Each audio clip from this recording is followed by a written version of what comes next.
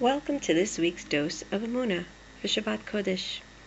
Today we're going to discuss Yesh Miyesh, something from something. Today's lesson is beautiful.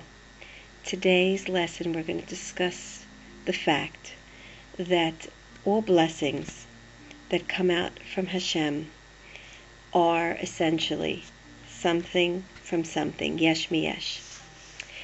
The Midrash brings down that when the man fell down and it was blessed, so that every Friday 2 omers, 2 portions of man fell down, so that on Shabbos itself no man would descend at all.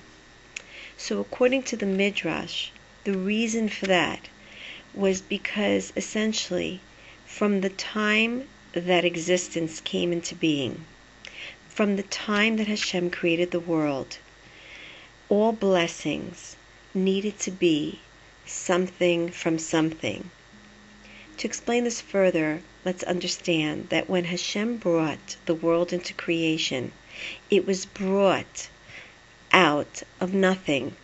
Yesh mi'ayin. God created to do. And Hashem created the world from nothingness and made it into somethingness. But yet from that point on, any new creation, and a blessing is a new creation, would have to come out something from something. All blessings have to rest upon a place that already has something. It cannot rest upon an empty place, according to the Zohar.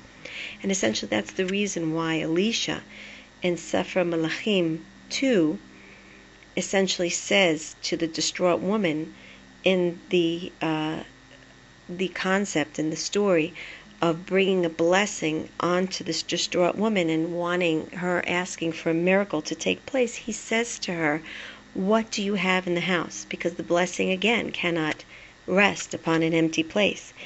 And so the Zohar teaches that the blessing, because it needs a platform to rest on, there was a little bit of oil that she had, and the blessing settled on that oil, and that's why the blessing of the miracle could take place.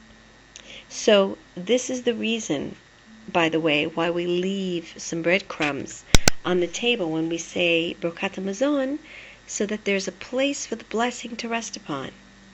So again, from the time of creation of the world, everything has to come something from something, and there's no longer essentially any blessing that has a place to hold unless it's on something that's already there, something out of something, something from something.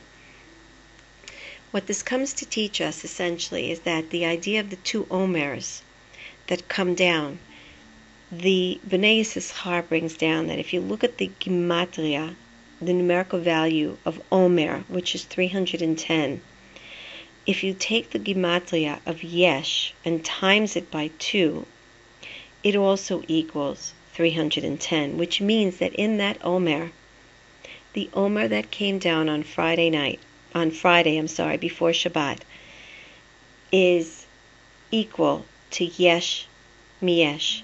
The Omer was essentially the essence that was able to hold the blessing, double blessing, for Friday and for Shabbos. And the reason is because it was something from something, because the blessing of having this Omer be enough for 2 days.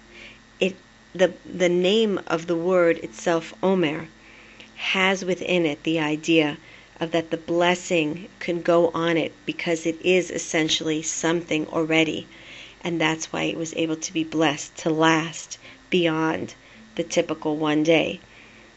The 2 omers essentially demonstrate that the blessing of Yesh Miyesh is sealed into the idea that there has to be something, that the blessing can't rest on an empty space.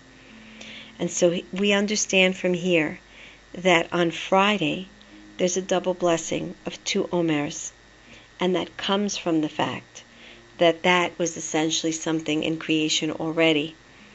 And so from here we also learn an amazing lesson, that every time we want to have the zchut to please God, to invoke Rachamei Shamayim, and be zoche and merit the blessings of Hashem, there essentially needs to be sort of like something for it to rest upon, for it to fully grasp the essential energy of Hashem's blessing.